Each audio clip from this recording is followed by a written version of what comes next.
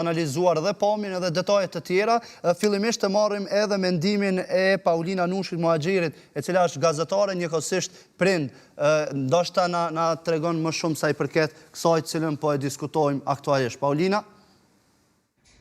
Në fakt, prej kur ka dalë këtë trendi i lodrës Labubu, unë disi si kur kam qenë e mjëgëllua në atë se çfarë po promovohet, sepse sot po shohim në rrjetet sociale shumë gjëra të cilat promovohen dhe në fakt ne duhet ta përpunojmë informacionin dhe të shohim sakt se çka po na servohet, sepse është sikur një lloj ushqimi që na servohet në pjatë dhe pastaj sikur na thuhet merreni hajni sepse e keni të gatshme sepse jeni në rrjetet sociale. Po jo, nuk është ashtu.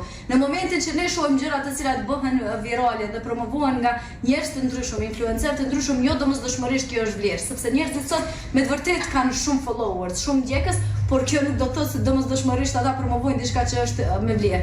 Dhe këtu kam reaguar edhe për këtë lodrën Labubu, e cila është bërë e pamshme në gjithë botën dhe tashmë ka ardhur si trend edhe në Kosovë dhe ndalim e mendojmë ne si prindër, çka po u servojmë fëmijëve tonë, çka është kjo lodër? Është një lodër e frikshme, definitivisht shumë e frikshme, e cila nuk duket as pak e bukur, me ato dhëmbët e mpret, me ato veshët e mëdhen, dhe ti kur ndalesh e mendon dhe shes se çfarë funksioni ka, është që nuk ka asnjë funksion. Pra problem një lodër e cila nuk ka asnjë funksion. Ne jemi rritur duke menduar se lodrat kanë qëllim edukativ. Dhe si do i edukojmë fëmijët nëse e blejmë një lodër të tillë, apo do bien prej e trendeve të cilat na paraqiten neve në rrjetet sociale?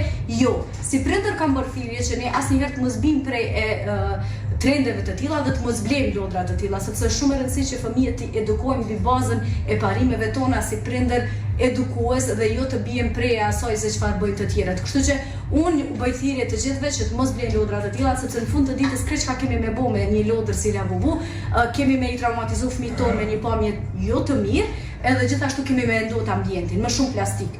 Gjithkund botë po bëhet thirrje të mos blejmë plastik, të mos blejmë gjëra të cilat pastaj kanë me përfundu në për meturina dhe në fund ditës ka me ndot ambientin. Kështu që përveç aspektit në ndikimin psikologjik, që të mos indikojnë fëmijët keq me gjëra të cilat duken si horror, edhe pastaj edhe me shpjegimin që është bërë edhe nga psikologët e ndryshëm që kjo lodër me të vërtetë nuk e ka një ndikim shumë të mirë, lutem të mos bim prej e trendeve, se trendet nuk do të thotë se gjithmonë janë të mira.